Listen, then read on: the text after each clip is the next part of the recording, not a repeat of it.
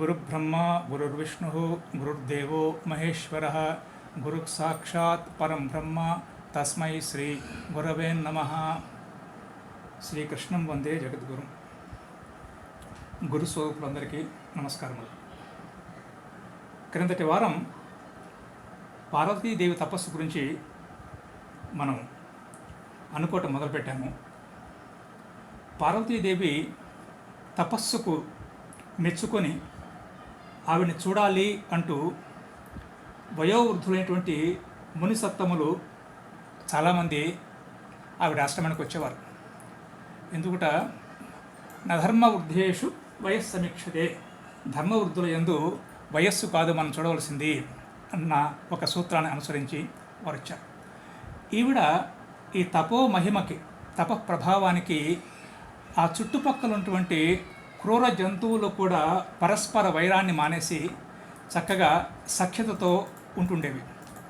అంతేకాదు ఆ చెట్లు చేమలు కూడా అతిథులకి చక్కగా కావలసినటువంటి ఫలాల్ని చాలా అందంగా, చాలా ఆనందంగా అందించేటువంటివి. ఈ విధంగా ఆవిడ తపస్సు, ఆ చెట్లకి నీళ్లు పోయడం కానివ్వండి, ఏ విధంగా అయినా చూసినా కూడా ఆ తపోనిష్టలో ఆవిడ మునిగిపోయింది. అయితే ఆవిడికి ఈ తపస్సు చేస్తున్న పద్ధతి వల్ల కావలసిన ఫలం రాదేమో, రావటం లేదేమో అన్న ఒక అనుమానం కలిగింది. అందువల్ల ఆవిడ తపస్సుని తీవ్రతరం చేయాలి అని అనుకుంది. ఆవిడ తపస్సు ఎలా ఉంది అంతకు పూర్వం అని చెప్పేసి మనకి శ్రీనాథ కవి గారు ఒక చక్కటి సీస పద్యంలో చెప్పారు. ఏవైతే మనం గత వారం అనుకున్నామో అవన్నీ కూడా ఒక పద్యంలో వస్తాయి. ముత్యాల మొలనూలు మురువు సూపెడు పెట్టి జగనంబుపై మౌంజి సవదరించే, కందుక క్రీడపై గారాబు పచరించు అస్తాబ్జముల బూని అక్షమాల, కస్తూరికాంగరాగములతో విలసిల్లు తనువల్లి హత్తించే ధవళభూతి, బొమ్మ పెండిలిపాట ప్రొద్దుపుచ్చు ఎలుంగు నీలకంఠ స్తోత్ర నీతిగూర్చి, పసిడి కమ్ముల అందంపు పట్టచేల కొంగు చాటున వర్ధిల్లు కుచభరమున, గంతగా వైచి పులితోలు కళవసంబు పరమ కళ్యాణి గిరిసార్వభౌమతనయ. అటువంటి ఆవిడ ఆ తపస్సును తీవ్రతరం చేయాలి అని చెప్పేసేసి ఎప్పుడైతే ఉత్తమ గుణ ఆరబ్ధముత్తమ గుణానా పరిత్యజంతి, మొదలుపెట్టిన కార్యాన్ని ఉత్తమ గుణులు ఎవరు కూడా మధ్యలో ఆపరు. కాబట్టి ఈ తపస్సుకి నాకు కావలసిన ఫలానికి ఎక్కడ కూడా పొంతన కుదరట్లేదు అని చెప్పేసి మరి ఆ తీవ్రతరం చేయాలంటే ఈవిడ చేయగలదా అన్న ఒక ప్రశ్న మనకి వస్తుంది. కాళిదాస్ గారు అంటారు, క్లమం యయౌ కందుక లీలయాపి యా తయా మునీనాం చరితం వ్యగహ్యత, ధ్రువం వపుః కాంచన పద్మనిర్మితం మృదు ప్రకృత్యా చ ససారమేవ. క్లమం యయౌ కందుక లీలయాపియా, బంతి ఆట ఆడినా కూడా ఎవరైతే అలిసిపోయేటువంటి సుకుమారత ఉందో ఆవిడ దగ్గర, ఆవిడ తయా మునీనాం చరితం వ్యగహ్యత, మునులు ఆచరించేటువంటి కఠిన సాధనలు, కఠిన తపో సాధనలకి ఆవిడ మొదలుపెట్టింది. అయితే మరి దీనికి ఎట్లా కుదురుతుందయ్యా, మీరు ఒక పక్కనే ఉన్న సుకుమారి అంటున్నారు, ఒక పక్కనే ఉన్న కఠిన తపస్సు అంటే చాలా చక్కగా ఉత్ప్రేషిస్తున్నారు మన కాళిదాసు గారు. ధ్రువం వపుః కాంచన పద్మ నిర్మితం మృదు ప్రకృత్యా చ ససారమేవ. ఆవిడ దేహం ఎట్లా నిర్మించబడింది అంటే కాంచన పద్మ నిర్మితం, బంగారు పద్మాలతో తయారు చేయబడిన దేహంట. అందువల్ల పద్మాలకు ఉండేటువంటి మృదుత్వం ఉంది, బంగారానికి ఉండేటువంటి కాఠిన్యం కూడా ఉంది. కాబట్టి ఆవిడకి ఎటువంటి ఇబ్బందులు కూడా లేకుండా తపస్సు చేయగలదు అని చెప్పేసి కాళిదాస్ గారు మనకి ఆశ్వాసన ఇస్తారు. ఆ 5వ సర్గలో 19 నుంచి 29 వరకు దాదాపు 11 శ్లోకాలు పార్వతీదేవి యొక్క కఠోర తపో వర్ణన జరుగుతుందన్నమాట. అందులోంచి మనం కొన్ని శ్లోకాలు తీసుకుందాం. ఈవిడ తపస్సు ఎటువంటిదంటే అంతకుముందు ఎవరూ చేయలేరు, ఇక ముందు కూడా చేయబోరు అనేటువంటి దీన్ని ఒక చక్కటి ఒక గీతం ఉంది. ఆ గీతం మనం వినేసేసి మళ్ళీ మనం ముందుకు వెళదామండి. ఒక్క నిమిషం, దానికోసం నేను స్వర్ణలతను అడుగుతాను కొంచెం ఈ పాట పాడమని చెప్పేసి. నమస్కారం అండి. వినపడుతుందండి? విని ఎరుగమమ్మ గౌరమ్మ తపము కని విని ఎరుగమమ్మ గౌరమ్మ తపము అనగా అనుకొనగా అలవిగాని అద్భుతము కని విని ఎరుగమమ్మ గౌరమ్మ తపము అనగా అనుకొనగా అలవిగాని అద్భుతము అలవిగాని అద్భుతము అలవిగాని అద్భుతము ఉమాదేవిగా తపోయోగము మొదలాయే సమానమెరుగని విజయ జయాన్విత అపరాజిత ఉమాదేవిగా తపోయోగము మొదలాయే సమానమెరుగని విజయ జయాన్విత అపరాజిత అమిత నిష్టను పవసించే అపర్ణ ఈ అగ్నివర్ణ అమిత నిష్టను పవసించే అపర్ణ ఈ అగ్నివర్ణ సమాధి సాధనల గరిమ శంభునికై తపో మహిమ సమాధి సాధనల గరిమ శంభునికై తపో మహిమ కని విని ఎరుగమమ్మ గౌరమ్మ తపము అనగా అనుకొనగా అలవిగాని అద్భుతము అలవిగాని అద్భుతము అలవిగాని అద్భుతము పంచాగ్ని మధ్యమున వార్షుక జలధారలలో మంచు జడిమ ముంపులలో మాయని తేజోరాశి పంచాగ్ని మధ్యమున వార్షుక జలధారలలో మంచు జడిమ ముంపులలో మాయని తేజోరాశి పంచాక్షర మంత్రమే తన ప్రాణం మాయే పంచాక్షర మంత్రమే తన ప్రాణం మాయే యంచగనిది వరకు లేదు ఇకపై ఉండబోదు యంచగనిది వరకు లేదు ఇకపై ఉండబోదు కని విని ఎరుగమమ్మ గౌరమ్మ తపము అనగా అనుకొనగా అలవిగాని అద్భుతము అలవిగాని అద్భుతము అలవిగాని అద్భుతము మునులు ఋషులు తరలి వచ్చి మ్రొక్కిరి ఈ తల్లికి వినగత జంతువులు వైరి వర్జితులై వెలగిరి మునులు ఋషులు తరలి వచ్చి మ్రొక్కిరి ఈ తల్లికి వనగత జంతువులు వైరి వర్జితులై మెలగిరి కనగన ద్వితీయ శాంతి జనని తపోవాటిక కనగన ద్వితీయ శాంతి జనని తపోవాటిక మనసా వందనములు మా షణ్ముఖనుతకు మనసా వందనములు మా షణ్ముఖనుతకు కని విని ఎరుగమమ్మ గౌరమ్మ తపము అనగా అనుకొనగా అలవిగాని అద్భుతము అలవిగాని అద్భుతము అలవిగాని అద్భుతము. ధన్యవాదాలు. సో మళ్ళీ మనం నమస్కారం చెప్తానండి, పేరు చెప్తాను. ఇది సామవేదం షణ్ముఖ శర్మ గారు రాసినటువంటి శివపదంలోని పదం అండి. ఇది మనకి సందర్భానికి బాగా ఉంటుందని చెప్పి అనిపించి మీ ముందు ప్రస్తుతించడం జరిగింది. ధన్యవాదాలు. సో ఈ శివపదంలో మనకి సామవేదం రాసిన దాంట్లో ఈ ఆవిడ చేసిన తపస్సు అంతా కూడా చక్కగా చెప్పబడ్డది. అందుట్లో కని విని ఎరుగమమ్మ గౌరమ్మ తపం. ఆవిడ పంచాగ్నుల నడుమ తపస్సు చేసింది. ఎట్లా చేసిందిట? శుచౌ చతుర్ణాం జ్వలతాం హవిర్భుజాం శుచిస్మిత మధ్యగత సుమధ్యమా విజిత్యనేత్ర ప్రతిఘాతినీం ప్రభాం అనన్యదృష్టి సవితారమక్షతం. కాళిదాస్ గారు ఏం చెప్తున్నారంటే, ఆవిడ తపస్సు శుచౌ ఎండాకాలంలో చతుర్ణాం జ్వలనాం హవిర్భుజాం శుచిస్మిత మధ్యగత సుమధ్యమ సుమధ్యమ చక్కటి నడుము కల శుచిస్మిత మందస్మిత వదనంతో ఆ 4 పక్కల 4 దిశలందు 4 వైపులా 4 అగ్నులను పెట్టుకొని మధ్యలో ఆవిడ నుంచొని, మరి 5వ అగ్ని ఏమిటయ్యా అని చెప్పంటే ఆకాశంలో ఉన్నటువంటి మన నిత్య సాక్షి ఆ సూర్య భగవానునే ఎట్లా చూసిందిట, అనన్య దృష్టి. మరి అదింత చూసేందుకు ఏమైనా అందమైనటువంటి ఏదన్నా దృశ్యమా అండి? కాదుట.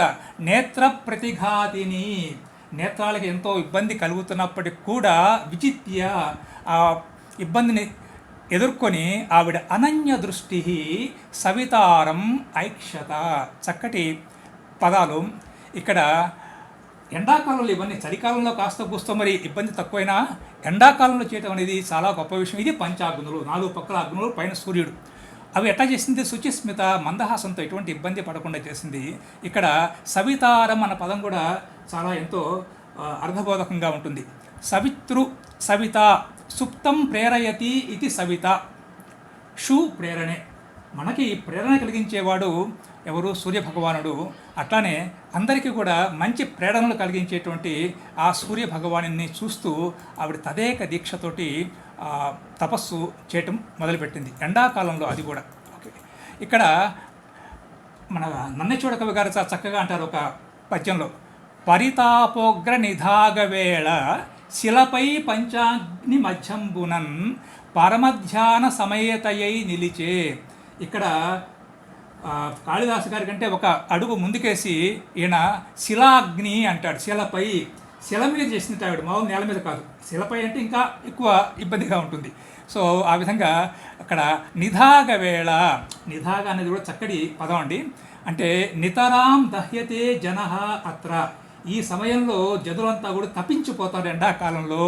సో ఆ నిధాగ అన్న పదం కూడా చాలా చక్కగా వాడారు మన కుమార సంభవ కర్త నన్నచూడ మహాకవి.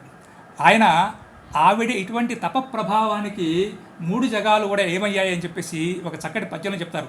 పోండిగన్ అగజ తపసిఖి 3 జగంబులను తీవ్రముగా పరివినన్ బ్రహ్మాండము కాచిన కాంచన భాండము క్రియతాల్చే.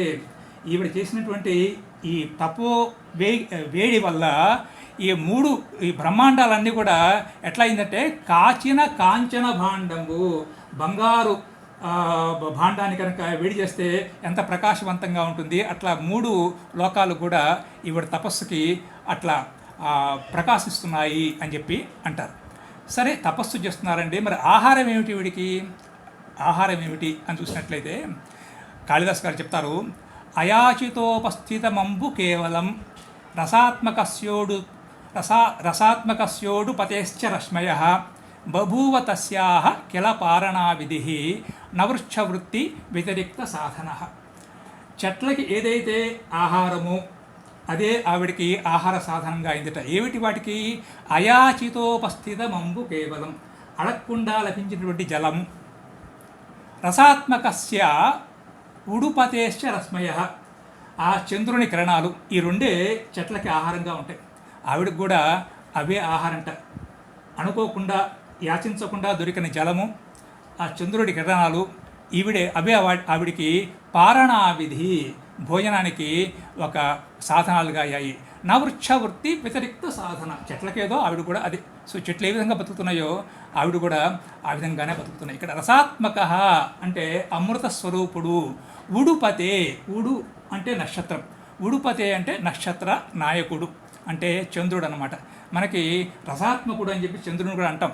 మనకి భగవద్గీతలో కూడా గామావిశ్యచ భూతాని ధారయామి అహం ఓజస పుష్ణామి చ ఔషధీ సర్వ సోమో భూత్వా రసాత్మక. అంటే నేను అమృతమయుడిని చంద్రుడిగా తయారయ్యి ఈ భూమిలోని ఔషధాలన్నీ కూడా పోషిస్తాను అని చెప్పి మనకి భగవద్గీతలో కృష్ణుడు అంటాడు. మరి ఉడుపతి అంటే అర్థం ఏమిటి అంటే, ఉడు అంటే నక్షత్రం అని చెప్పి మనం తెలుసుకున్నాం. ఉడికి నక్షత్ర సమూహం, భం నక్షత్రం, వృక్షం, భం తారా, తారక, ఉడు అని అనేక పేర్లు ఉన్నాయి. ఇందులో ఉడుపతి అనే పేరు తీస్తున్నారు. ఉడు అంటే అర్థం ఏంటి? ఉడు డీంజ్ విహాయసాగతవు, ఆకాశములో చరించేది కాబట్టి నక్షత్రం ఉడుపతి. ఇక్కడ ఇంకొక మాట చూసుకుని మనం ముందుకెళ్దాం. తారా అన్న పదం కూడా నక్షత్రానికి వాడతారు. చాలా అందమైనటువంటి అర్థం దానికి. తరంతి అనయా నావికా తారా, సముద్రంలో రాత్రిపూట ప్రయాణం చేసేటప్పుడు నావికులకి దారి చూపెడుతుంది కాబట్టి తార అంటే తరంతి, వాళ్ళని ఆ గమ్యానికి తీసుకెళ్తుంది ఏది, ఈ తారలు. కాబట్టి వాటికి తారా, చాలా చక్కటి పేరు. సో అటువంటి గుడుపతి రసాత్మకుడు ఇచ్చేటువంటి కిరణాల వల్ల ఆ తర్వాత వచ్చేసేసి ఆ చెట్లకి అయాచితంగా ఏ విధంగా నీరు లభిస్తుందో అటువంటి వాడితోటే ఆవిడ కాలం గడిపింది. నన్నెచూడ కవి గారు ఆవిడ తపోవర్ణన గురించి చాలా అద్భుతంగా రాసుకొస్తారు 6వ ఆశ్వాసంలో. కాకపోతే మనకి సమయాభావం ఒకటి, ఆయన కావ్య గౌరవాన్ని పాటించి ఋతువర్ణనలు కూడా చేసుకుంటూ వస్తారు. ఏ ఋతువులో ఇటువంటి తపస్సు ఆవిడ ఆచరించింది అవన్నీ కూడా మనకి అందులో కనపడతాయి. ఆ తర్వాత ఆవిడ తపస్సు ఎట్లా ఉంటాయి, ఆవిడ తపస్సుకు సాక్షులు ఎవరు అని చాలా అందంగా చెప్పుకొస్తారు కాళిదాసు గారు. శిలాశయాం తామనికేతవాసినీం నిరంతర స్వంతరవాత వృష్టిషు వ్యలోకయన్ ఉన్మిషితై తడిన్మయై మహాతపస్సాక్ష ఇవ స్థితాక్షపాః. శిలాశయాం తాం అనికేతవాసినీం నిరంతరాసు అంతర వాతవృష్టిషు వ్యలోకయన్ ఉన్మిషితై తడిత్మయై మహాతపః సాక్ష్యే ఇవ స్థితాః క్షపాః. ఆవిడ వర్షాకాలంలో ఆరు బయట శిల మీద కూర్చొని తపస్సు చేసేది ఆవిడ. అప్పుడు నిరంతరమైనటువంటి అంటే అంతరాయం లేకుండా బొంబాయిలో వర్షాలలాగా పడేటువంటి ఆ జలధారల్లో రాత్రి కాదు పగలు కాదు ఎప్పుడైనా సరే. మరి ఆవిడ్ని ఎట్లా చూస్తున్నాయో ఎవరు తపస్సు సాక్షులు అంటే క్షపాహ, రాత్రుట. ఎటువంటి రాత్రులు, ఉన్మిషితై తడిత్మయై, రాత్రులు చీకటిగా ఉంటాయి ఏమండి. మరి కళ్ళు తెరిస్తే మనం తెల్లగా కనపడుతుంది మన కనుగురుడు. మరి ఆవిడ చూసింది రాత్రులు చూసేయడానికి ఏమిటి మనకి గుర్తు అంటే ఉన్మిషితై తడిత్మయై వ్యలోకయన్. అవి మెరుపులు మెరుస్తుంటే ఎట్లా ఉందంటే రాత్రి కన్నులు తెరిచి చూస్తున్నదా పార్వతీదేవి తపస్సును అని చెప్పేసి చెప్పుకొస్తారు. చాలా చక్కటి పదం. వ్యలోకయన్ ఉన్మిషితై తడిత్మయై మహాతపః సాక్షే ఇవ స్థితాః క్షపాః. ఎన్నో రాత్రులు, వానాకాలపు రాత్రులు ఈవిడ యొక్క తపస్సుకి సాక్ష్యంగా నిలిచాయి. అదేవిధంగా ఇక్కడ క్షప అన్న పదం కూడా చాలా మనకి శర్వరి, నిష, నిశీధిని, రాత్రి, త్రియామ, క్షణద, క్షప అని చాలా పదాలు ఉన్నాయి. క్షప అంటే ఏంటంటే అన్ని కార్యక్రమాలని అన్ని చేష్టలను కూడా తగ్గించేటువంటిది. క్షపయతి సపయతి సర్వచేష్ట ఇది క్షపాహ. అన్నీ కూడా తగ్గించేస్తుంది, నో యాక్టివిటీ. క్షపయతి సర్వచేష్ట ఇది క్షపాహ. సో మరి మనకి ఈ కావ్యం చదివితే లాభం ఏంటయ్యా అంటే మనకి ఈ వ్యాఖ్యాతలు ఇంకా ఎక్కువ విశేషాలు తెలియజేస్తారు. మనం కళ్ళు మూసుకొని చేస్తున్నాం, మనం ఎవరు చూడలేదు అనుకోకూడదయ్యా. మనకి సాక్షులు కొంతమంది ఉన్నారు అని చెప్తారు. ఎవరయ్యా ఆ సాక్షులు అంటే ఆదిత్య చంద్రౌ అనలహ అనిలహ ద్యౌ భూమి ఆపహ హృదయం, మన హృదయమే, యమశ్చ అహశ్చ రాత్రిశ్చ ఉభే చ సంధ్యే ధర్మశ్చ జానాతి నరస్య వృత్తం. అయ్యా మనల్ని ఎవరు చూడటం అనుకోవద్దు, రాత్రింపగళ్ళు మనల్ని అందరూ చూస్తుంటారు, ముఖ్యంగా మనస్సే మిమ్మల్ని చూస్తూ ఉంటుంది అని చెప్పేసి వారు చక్కగా చెప్తారు. ఈవిడ ఇటువంటి తపస్సు చేస్తుంటే ఏమండి ఆవిడికి అపర్ణ అనే పేరు వచ్చింది అని మనం వింటూ ఉంటాం. ఈ విషయం అందరికీ తెలిసిందే. మరి మన కాళిదాసు గారు ఏ విధంగా చెప్పారో చూద్దాం. స్వయం విశీర్ణ ద్రుమపర్ణ వృత్తిత పరాహి కాష్ట తపసస్తయా పునః తదప్యపాకీర్ణమత ప్రియం వదంత్యపర్ణేతి చ తాం పురావిదః. స్వయం విశీర్ణ ద్రుమపర్ణ వృత్తిత పరాహి కాష్ట తపసః తయా పునః తత్ అపి అపకీర్ణం అతః ప్రియం వదంతి అపర్ణా ఇతి చ తాం పురావిదః. సో ఆవిడ్ని స్వయం విశీర్ణ, చెట్లు తమంతట తము రాల్చితే పడినటువంటి ఆకులని భోజనంగా చేసుకున్నటువంటి ఆవిడ యొక్క వృత్తి ఎట్లా ఉందంటే తపస్సుకి పరాకాష్ట, తపస్సుకి పరమావధిగా ఉందిట. అటువంటి పరమావధి చేరినటువంటి ఆవిడ్ని తదపి అపాకీర్ణం అది కూడా వదిలేసింది. పడిన ఆకులను కూడా తదపి అపాకీర్ణం అతః ప్రియం వదాం.